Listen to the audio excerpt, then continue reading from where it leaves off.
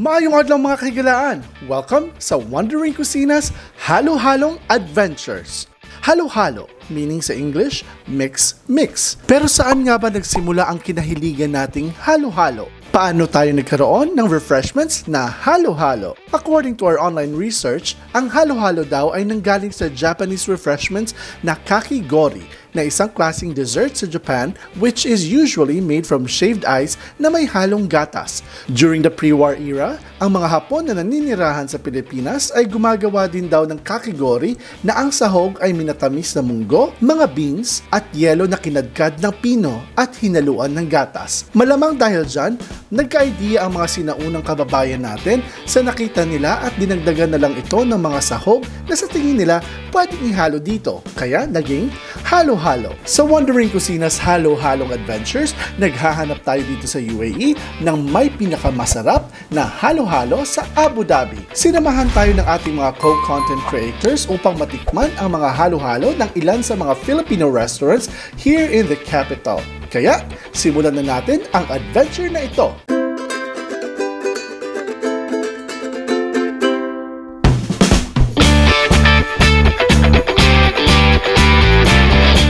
Sa ating first adventure, our first stop ay sa Ethan's Lomi Restaurant and Bakery sa kanilang Elector Street branch. Known ang Ethan's Lomi Restaurant and Bakery sa kanilang one-stop shop ng mostly Filipino favorite foods such as snacks, breads, pastries, and many more. Known din sila sa kanilang all-day buffet. Their buffet starts from 11 a.m. until 10 p.m. at maraming options sa kanilang buffet na nag-iba-iba araw-araw. In this adventure, sinamahan tayo ng ating mga masugid na supporter at followers na sina Hani at Kent, with our co-content creators na sina Brian Garcia of Chef Bog's Vlog and ang travel vloggers at foodie na sina Sam and Say. Inihain ng Ethans ang kanilang mga sikat na a la carte, ang Beef Paris Mami, Beef Paris, Sweet and Sour Crispy Tofu at Special Lomi Overload. Una nilang tinikman ang Beef Paris Mami. Ito naman sa akin, gusto ko yung flavor niya.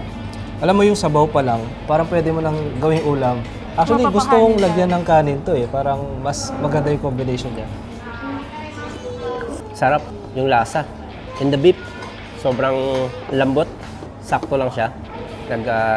Nag-blend yung lasa. Sakto-sakto to pag lasing ka. Panalo Sobrang lambot. Diba? Panalo. And then yung tofu daw po nila kasi dito is separate order siya.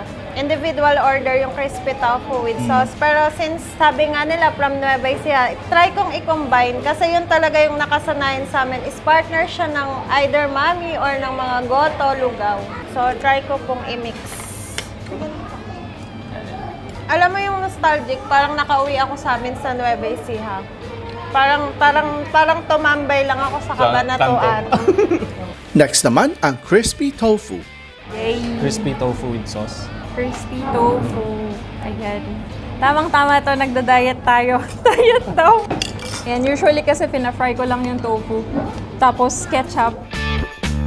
Sweet and sour. Tapos with sauce. Masarap. Parang sarap nitong lagyan ng pork. Para ako at baboy na lang. Yeah. Pero masarap siya. Sweet and sour. Tapos may pagka-crispy siya sa labas. Tapos malambot yung loob niya. Perfect pulutan. Masarap. Maraming sibuyas, maraming mga ricados ba?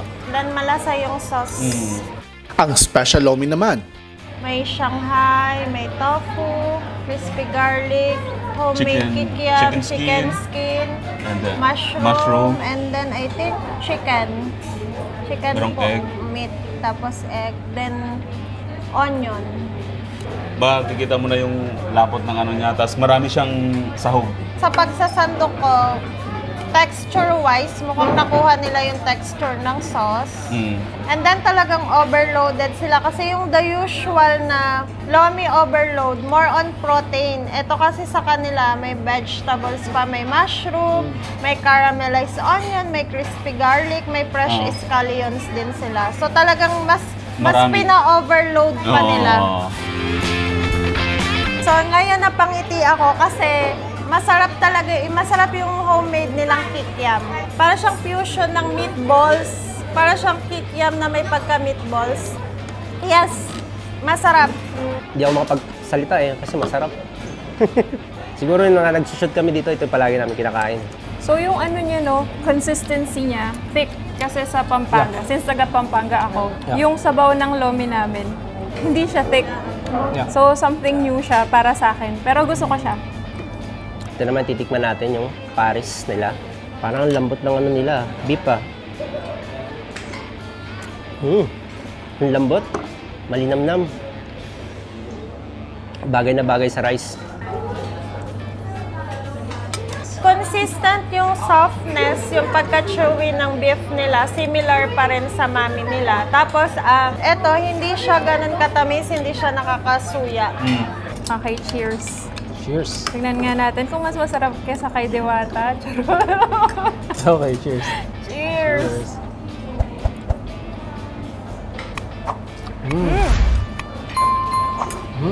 Masarap siya. Shucks, mapaparami ako ng kanin dito. Ano natin yung sauce? Masarap. Gusto ko. Isa pa pong order. Yeah, masarap siya. Malambot po. Malambot yung beef. Tapos malasa yung sauce. Actually, kahit sauce lang, pwede nang ulamin. Yeah. Dahil nga may buffet, hindi namin ito pinalagpas, especially ang ating mga kasama sa adventure na ito. Kasama din sa kanilang buffet ang Filipino street foods, ang sari-saring regional na mga pagkain, kagaya na lang ng balbacoa, bopis at marami pang iba. At of course, ang main highlight, yung pinunta natin dito sa Ethan's Lomi, ang kanilang halo-halo. Kakaiba ang halo-halo ng Ethan's dahil may pastillas ito. At of course, ang kanilang homemade na leche flan.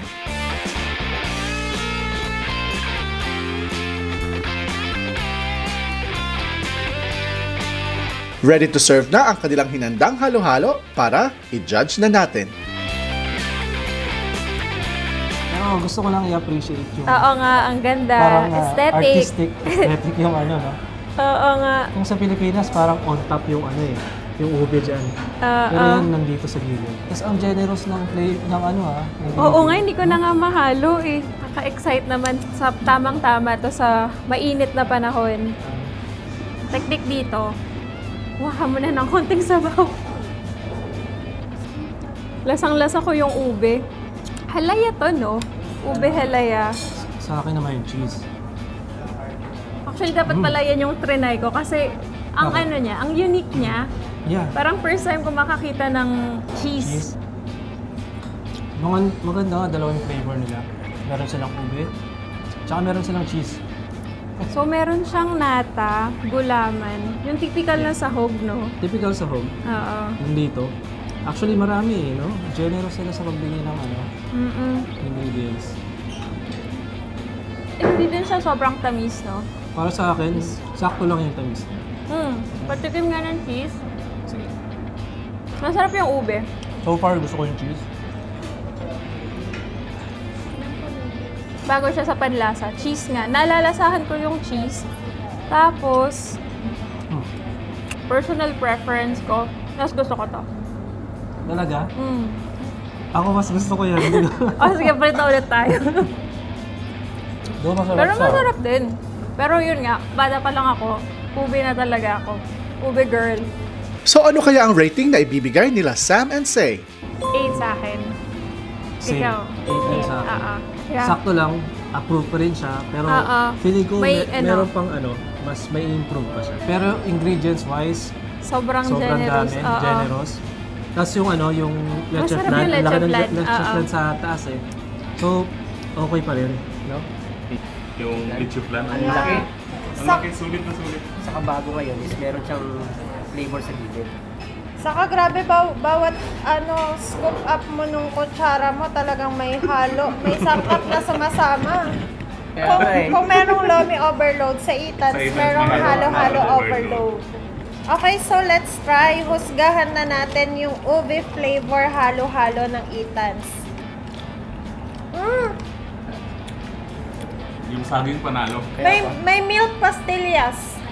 I think ang inspiration nila, sinasabi nga nila is gawang Nueva Ecija timpla to. Kasi 'di ba ang Carabao Dairy is sa Nueva Ecija siya sa Muñoz. So yung mga dairy products, isa 'yon sa pinagmamalaki din namin sa Nueva Ecija.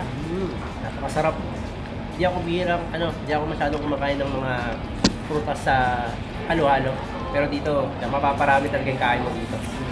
Lalo yung saging, ang laki. Yung ice nila, hindi siya sobrang pino, pero alam mo yung Natutunaw ano siya. lang, yung normal talaga na halo-halo, it melts in your mouth. Hindi kagaya ng iba na may buo-buo pa. Yun. Pero mas gusto ko silang i-comment talaga. Ang pinaka-problem ko kasi sa halo-halo dito sa UAE, most of the halo-halo na gumagamit ng ube is may aftertaste, may lasa talagang preservative. Sa kanila, walang kahit anong bahid ng preservatives. Tsaka hindi siya masyadong matamis, hindi rin kulang yung Tama, lasa. sakto lang. Tama lang. Tapos nababalance out ng pastillas. Oo. Ano naman kaya ang rating na ibibigay nila Chef Boggs, Hani at Ken? Yung halo-halo na rate ko from 1 to 10 is 10. Kasi paborito ko talaga itong halo-halo ubi. Panalo. So for me, 10 siya since taga Nueva Ecija ko. Then hinanap ko talaga yung lasa ng Nueva Ecija ng NE na halo-halo. And sabi ko nga, pati yung halaya, hindi kagaya nung iba na bottled yung ginagamit at may lasang preservative. So, perfect Nueva Ecija talaga. Proud Novo Ecijana. Sa akin po is 10 po yung rating ko kasi sabi ko nga, di nga ako kumakain ng prutas sa halo-halo. Pero dito, mapapakain ka talaga kasi sobrang sarap. Okay, so since we're done na sa ube overloaded halo-halo ng Ethan's, let's try naman yung cheese. Lasa ng cheese na yun. Mas naging malinamnam, Kaya mas pa. naging creamy. Pero ang ganda. It's something new, Unique. refreshing, unique na. Pwede pala yon na mas main ingredient ang cheese. Cheese. At saka may choices ka kung pwede mong mag-ubi ka or Or mag-ano. cheese ka. Pero ngayon lang talaga ako nakatikim ng may cheese. Oo. Maganda pala yung partner sa halo-halo yung cheese. Cheese halo-halo, from 1 to 10, 10 pa din. Masarap siya, masarap. For me, for cheese halo-halo, 10. Sa akin naman yung cheese halo-halo, 10 ako dito kasi napaka-unique niya. Ngayon ko lang siya na tikman na mayroong cheese pala na halo-halo. So, napakasarap. Wala akong masabi. Ang ingredients po ng aming Fiesta Halo-Halo Overload is meron po tayong 4 kinds of beans and then meron tayong 2 kinds of gulaman po. We also have sago and then for the toppings naman po meron tayong langka, leche flan, saka po yung pastillas natin na homemade din po. Kasi lahat po ng ingredients niya is made po talaga namin. Hindi po kami gumamit ng preservatives. We have 2 kinds halo-halo po. We have ubi po and then the cheese. Ang price range po ng halo-halo natin, nag-start po siya. Meron po tayong regular price na 16 dirham. And then we have also, ang bago po naming labas ngayon na halo-halo overload, which is 18 dirhams po. Mga ka-wonders, nandito tayo sa Ethan's Restaurant. As you can see, na-enjoy natin lahat ng mga foods na nandito na siniserve nila. And we have presented to you yung lahat ng mga pagkain sa buffet. Nagustuhan ng mga ka-wonders natin na kasama na content creators natin at saka mga followers natin na kasama today. So ngayon, man natin yung kanilang Halo-halo. Actually guys, natunaw na lang to. Kasi kanina pa. Ano yung hinahanap natin sa halo-halo?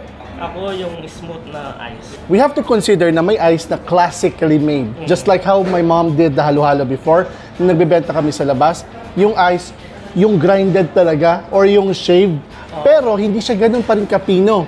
Pero these are the classic ways of making the halo-halo. Now, this time, let's see kung gaano ka-creamy ang halo-halo ng Ethan's. Dami sa ako. Ang daming sahog, in fairness. So, tama yung sinabi nila kanina. Eto, may full na leche flan.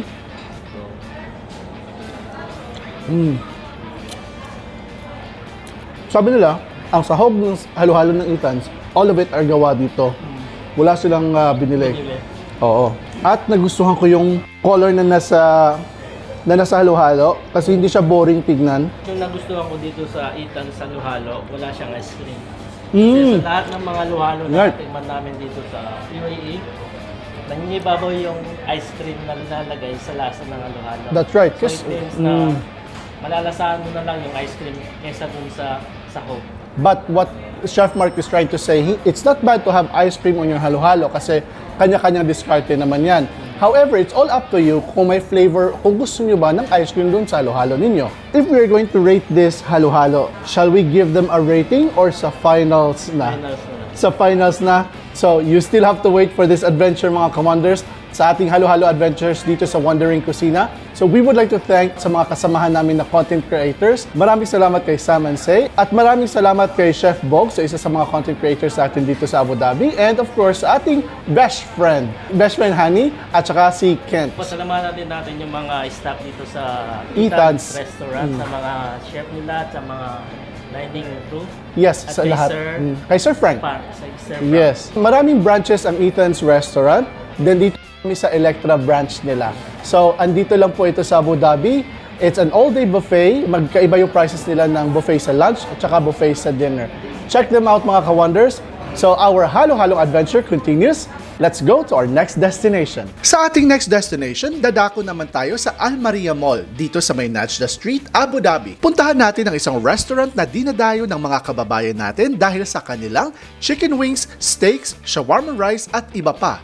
Ang El Compadre Restaurant. Located ito sa cinema level ng Al Maria Mall. They prepared for us their wings na may flavor na buffalo, barbecue, and salted egg. Cassava cake with makapuno, shawarma rice, and taco fries. Sinamahan naman tayo ng ating mga co-content creators na sila Larla or Miss Larla in TikTok at si Kafgu or Kafgu Mini Vlog sa TikTok din. Try natin itong shawarma rice. Maganda yung presentation niya. Konti lang. Diet tayo. Yes. Konti lang para matikman namin lahat. Konti pero nakalahati na. Ano kaya ang masasabi nila sa shawarma rice? Flavorful. Same pa rin. Kasi natikman ko naman na ito eh. Natikman mo naman. Ako first time ko siyang matikman. Consistent pa rin yung lasa. Shawarma rice sa Pinas. What about the buffalo wings? Buffalo wings. Buffalo Wings. Tikman natin. Tikman natin.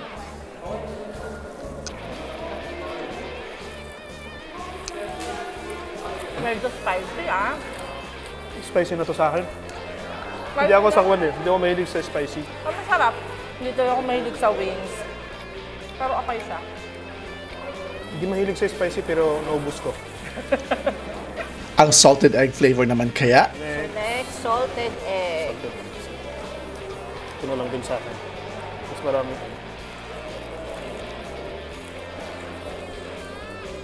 Mas okay to sa'yo. Hindi siya maanghang. Hindi siya maanghang. Ako din. Pero siguro gusto ko yung more coating pa siguro sa loob ng chicken. Yung medyo nasa labas lang. For crunchy, masarap.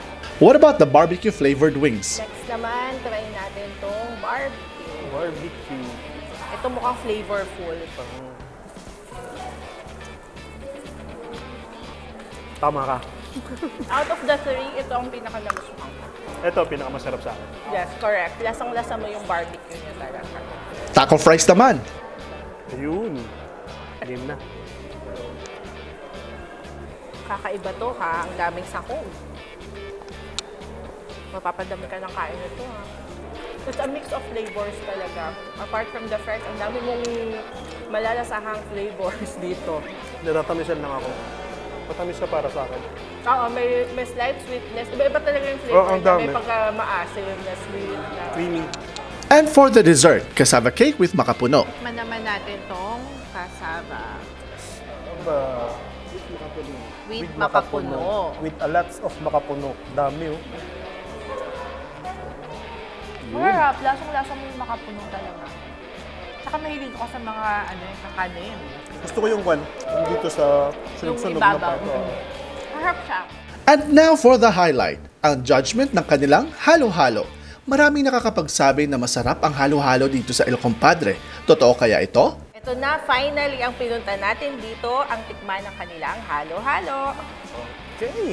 Taste.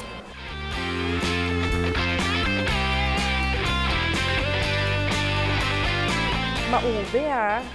Tsaka yung ice niya. Yung durog na durog talaga yung ice niya. At saka mukhang napaka-creamy ah. May malaking leche plan po. Tapos may nakita akong makapuno, no? Ito, makapuno. Yes, nasa ilalim. Sobrang blended nung ice niya. Yes, sobrang blended yung ice niya. Itikman na natin. Napaka-creamy.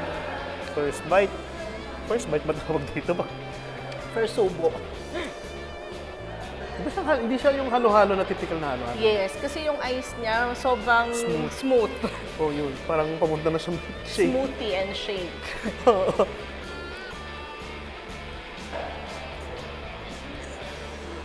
Yung halo-halo nila, I would rate it like 8.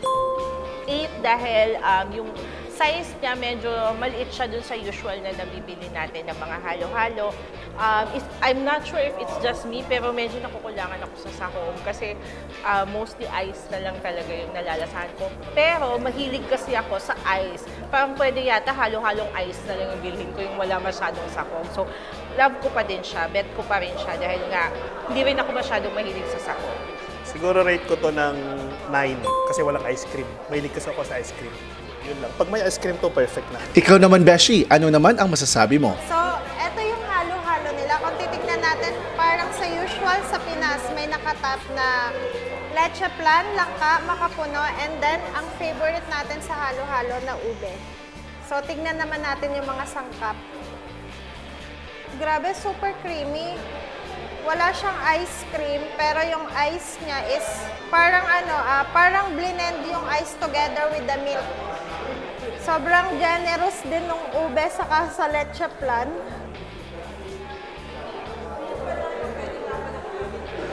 Hindi siya masyadong matamis. Yung leche plan nila creamy din, hindi siya sobrang tamis. Yun nga lang, medyo nakukulangan ako sa usual na sangkap ng halo-halo. Pero siguro it's their take kasi 'di ba kahit naman sa Pinas may kilalang brand naman ng halo-halo na hindi talaga ganun karami yung sangkap. So sa akin ang rating nito is 9. Kumbaga nakulangan lang tayo sa usual na sangkap ng halo-halo. Pero okay sa akin na walang ice cream kasi mas gusto ko talaga yung walang ice cream sa halo-halo pero ang creamy pa rin ng ice. Bali, ang sangkap po ng El Compadre halo-halo ay 4 lang. Meron siyang binitamis na saging na saba, meron siyang ube halaya, merong leche flan, and makapuno po. So, although 4 lang po yung sangkap ng El Compadre halo-halo, rich po ang kanyang flavor, very comprehensive po, at siguradong masasatisfy ang inyong halo-halo cravings. Perfect match po yung halo-halo namin sa flavored wings namin, especially sa buffalo flavor. Sigurado na kapag kinain nyo yung halo-halo namin, magkikrave kayo sa mga iba pa naming wings. Doon po sa gusto pong itry ang El Compadre, we invite you po dito po sa Almeria Mall, level 1 sa cinema level po. We are open from 12 p.m. to 10 p.m. po dito po sa Almeria Mall. See you po. Nandito na tayo sa second stop sa ating halo-halong adventures. This time, andito tayo sa El Compadre. Yeah, located sila dito sa Almeria Mall sa first floor. Yes, nasa first floor sa cinema level. Okay. And now, they've gone into the hype of serving halo-halo dahil summer. Yes, ito yung halo-halo nila. Ito yung halo-halo nila ngayon. And hindi lang dyan, we have seen a lot of great comments about sa kanilang halo-halo. So, ito na kaya ang perfect halo-halo dito sa Abu Dhabi. Titignan natin. Titignan natin. So ito yung nasa toppings niya. Meron siyang leche plan, makapuno, tsaka ube. Right. Yung sa ilalim. Meron din siyang ube dito sa gilid, pero meron pa rin siyang ube sa taas. Now, I wonder kung ano yung nasa loob ng halo-halo nila. So, I am excited to know about it. So, ihalo na natin. So, gusto ko muna tikman yung yung leche plan kung gaano ka, smooth.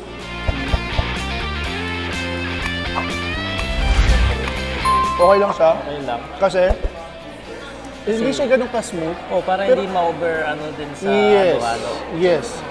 Para hindi siya yung maging star. Balance. Yung halo natin.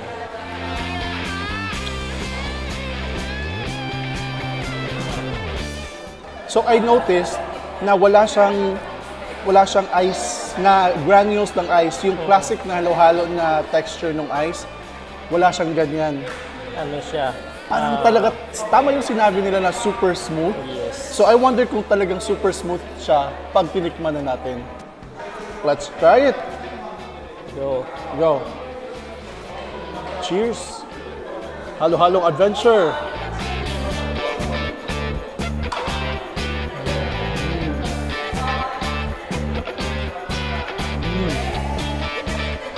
Smooth yung texture nung ice niya. Tama yung sinabi nila na parang blended yung ice. May makapuno. Kasi may hinahanap ako na ingredients sa halo-halo na hindi ko pa natikman dito sa pinuntahan natin. Pero in fairness, Pero yung first natin na pinuntaan, hanap ko na yung isa. okay, So dito, wala pa rin ng isa, pero nahanap ko yung smoothness niya. For me naman, eto, kakaiba yung lasa ng halo-halo nila. And I appreciate it so much dahil hindi siya common na halo-halo so far na natikman ko. Hindi ganyan kadami yung sahog. Oo, hindi ganun Pero, kadami yung sahog. malasa't masarap. So may dalawa pa akong hinahanap. Hindi ko muna sasabihin. Ano ba yun? Secret? Oh, sige. We'll find out. Pag nakatagman ko na, ano ko sasabihin? Titignan natin kung matitikman man natin sa ibang adventures natin. So, eto, itry ninyo ang halo-halo ng El Compadre. This is only 17 dirhams. At saka ganito kalaki, perfect na siya, at masarap siya. In fairness. Ano bang hinahanap mo sa halo-halo pala? It's either smooth yung ice. Lately, dahil nga ayaw ko nang masyadong ma-ice, I prefer na ganito ka-smooth. Yung natutunaw na lang siya sa bibig. Para siyang shake na dating. I prefer that one.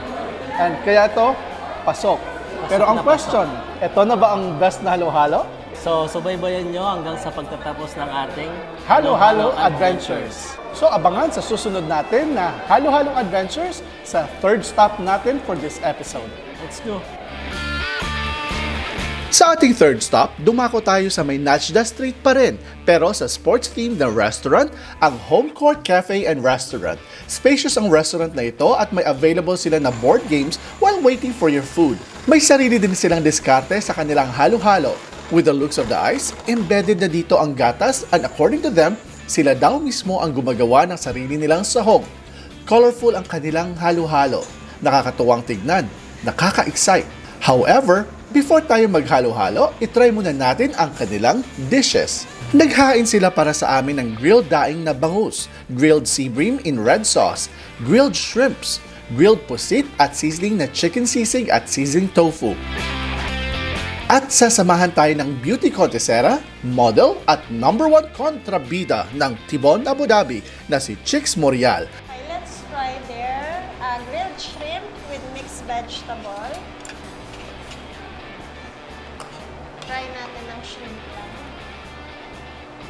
Pag plain lang siya, yung shrimp lang, sobrang malasa siya. Well-seasoned yung shrimp. Perfect lang yung pagkakaluto niya para sa akin. Yes, actually, sabi nga sa akin, kapag mabilis daw matanggal ang shrimp, sa skin niya, tama yung fresh yun. Yes, and then tama ang pagkakaluto. So, I think fresh naman siya, masarap siya. Now, let's try the sea bream in red sauce. Sariling timpla nila yung mga seasonings na ginamit dito. Thank you, Miss Honey. Mayroon pala siyang kapartner na lemon and chili in case na needed and may sausawan din siya na vinegar. Pero try muna natin na plain lang kasi baka okay naman na yung seasoning na ginawa nila.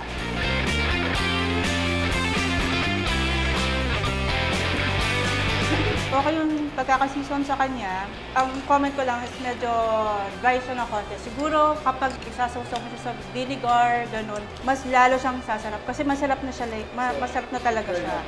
Yes.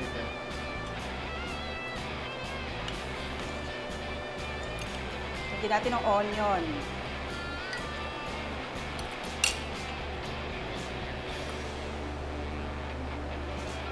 Sakto. Kailangan talaga niya ng vinegar. Mas lalong nag-level up yung sarap niya. So, i-try ko siya with vinegar and a slice of chili. Mas lumutang yung lasa niya, Chicks, no? Mas na-complement siya nung nilagyan na natin ng vinegar. Sumakto yung lasa niya talaga. Parang ang sarap ikanin. So, now, i-try naman natin tong grilled squid nila. Nagustuhan ko na white onion yung ginamit nila. Kaysa doon sa usual na ginagamit natin na red onion. Tapos, na-balance out pa doon sa nilagay nilang crispy garlic. Ang galing ng pagkakaluto, hindi siya gummy. Ibig sabihin, sakto-sakto yung pagkakaluto niya. Yung lasa, tamang-tama lang. Hindi siya ganun kaalat. Tsaka, ang sarap ng meron siyang white onion at saka yung tomato. Okay, now let's try boneless bangus. Grilled po ito. Alam mo, hinahanap ko talaga yung taba eh. Same. Suba na taba ang yan talaga yung yan talaga yung usual na hinahanap pag mga Pinoy. Lalagyan po kita. Thank you. So, try na natin. Siyempre, para mas matikman natin mabuti, isama natin yung lahat ng ingredients ng ensalada na nakatap sa bangus.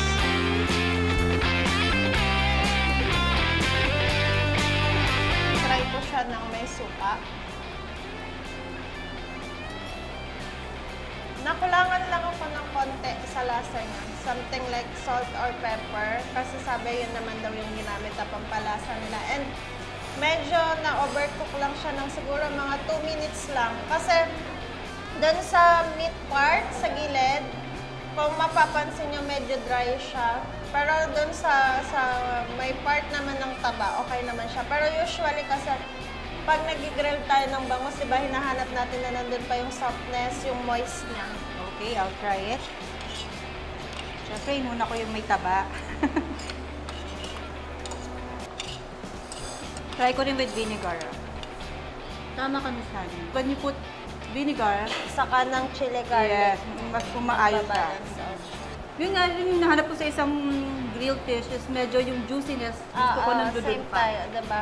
Request tayo ng bagoong. Well, pwede po kayo mag-request.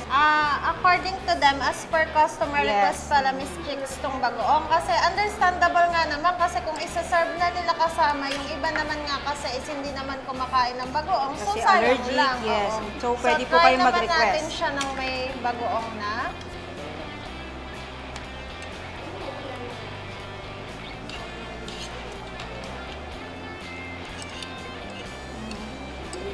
Tama nga tayo. Mas masarap talaga ng may bagoong. Ano naman kaya ang masasabi nila sa chicken sisig at sizzling tofu?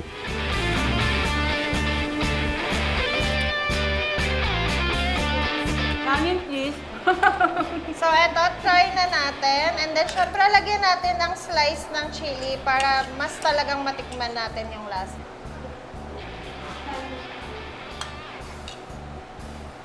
Sa akin, kailangan lagyan siya ng soy sauce para lalo siyang umangat yung lasa niya. So far, okay naman siya.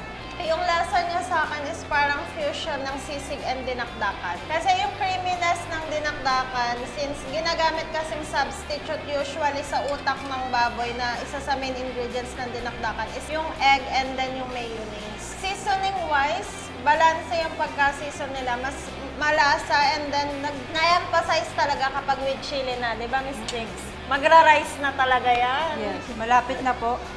Pinipigil ko lang. So now we will try the tofu sisig. Medyo kulang siya sa seasoning. Pero kung nagda-diet ka kasi, okay siya. Kung gusto mo ng additional sa taste niya, lagay lang ng soy sauce. Usually, Miss Chicks, sa tingin mo, yung taste preference mo, nasa level ba siya ng normal or usually mas maalat yung pagtimpla mo? Normal lang talaga. Pero kasi, dahil nasabi ko, nagda-diet ako, so kailangan talaga is less salt din. Kaya sa akin, okay naman yung sisig nila talaga. So, let's see, try natin. Tama ka nga, Miss Chicks. Kung nagda-diet ka or kung gusto mo ng mas less salty, okay na yung lasa. Pero siguro nakukulangan lang ako ng konti sa sauce. Knowing na nasa top part yung kinuha natin. Yep. Pero lasa is okay siya. So ngayon, for judgment, tikman naman natin ang kanilang halo-halo. Ang taray ng pa-umbrella nila, Miss Chicks. No? Summer na summer. Summer na bagay summer na bagay talaga. sa yellow color ng suot natin. Pero tatanggalin ko na siya dahil parang ang sarap ng leche plan na nandun, no? Nakahalo sa top ng halo-halo nila. Mataas pa naman expectation natin pareho sa leche. Yes, kasi parehas tayo may business niyan sa Philippines. Look, guys. Anong masasabi mo sa laki ng halo-halo nila, Miss Hannah? Malaki, parang mahirap ubusin. Pero ako talaga, ang nakagrab ng attention ko, bilang ube lover talaga ako. Tatlo yung touch ng ube na ginamit nila dito. Pero what I heard about this halo-halo is yung mga ingredients niya caramelized. So they don't add sugar in this halo-halo. Kaya we'll find out kung gaano siya kasarap. So dahil kinuha ko na yung leche plan, gusto ko muna siya tikman. Ako naman, mas gusto ko na i-blend na i-mix yung leche flan mismo sa halo-halo. So yung leche flan nila, ang ganda ng consistency niya. Yung creaminess, grabe. Parang ang sarap. Pwede bang kumuha ng isa pang buong leche flan dito? Gusto ko sa leche flan, hindi masyado matamis. Kapag hinalo mo siguro yung leche flan together, dahil nga halo-halo to, baka lalong magko-complement yung lasa niya.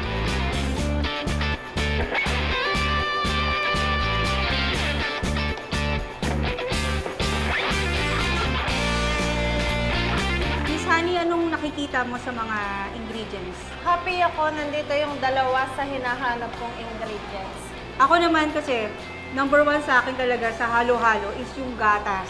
Yung gusto ko yung maraming gatas talaga kasi para sa akin yun talaga yung nagpapalasa din sa halo-halo. Hindi pwedeng walang gatas ang halo-halo, obviously.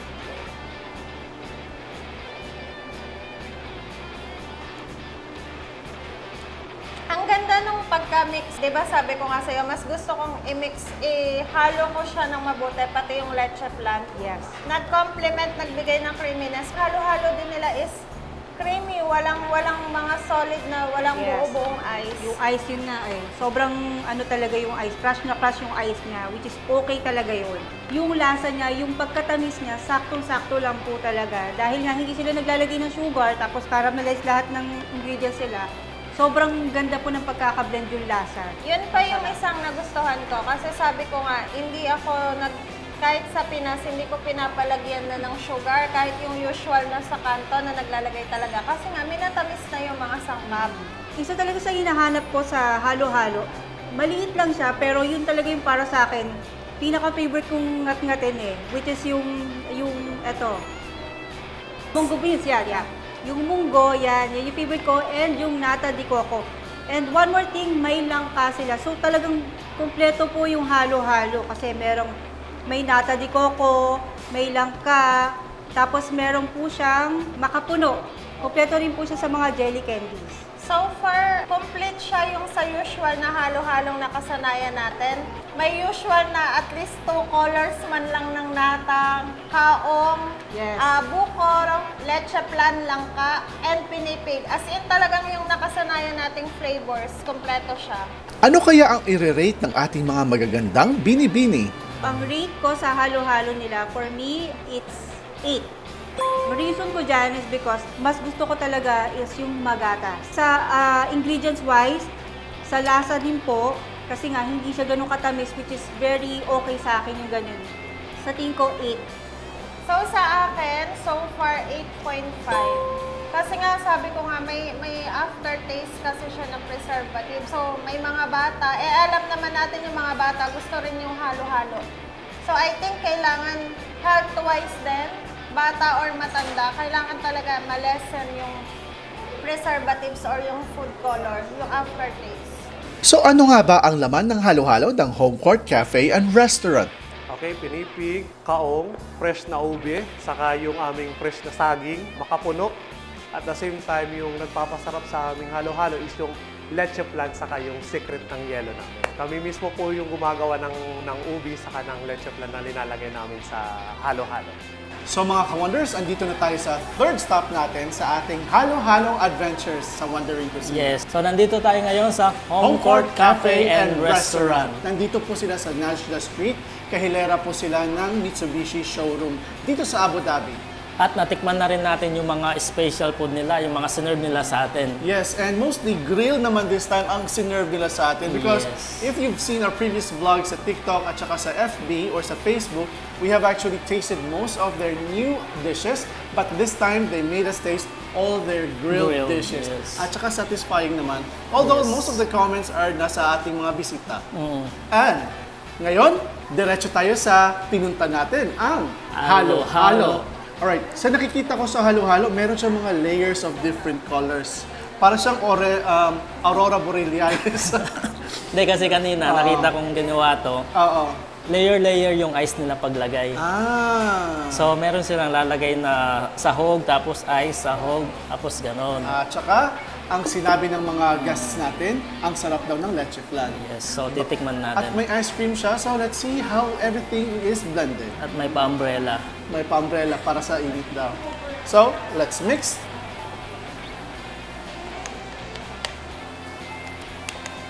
So, first, tikman ko yung leche flan. Yes, sa lahat ng napuntahan natin, this is the third one, but eto lang yung may ice cream. Yes, sila lang ang may ice cream. So, leche flan.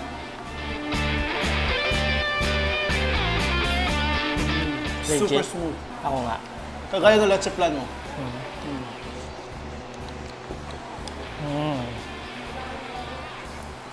Kasi ako, pag tumitikim ako ng leche flan, sinisip-sip ko sa dila, doon mo malalaman na smooth talaga siya. Doon mo malalasahan talaga yung leche flan pag tumikim ka. Sipsipin mo muna sa dila.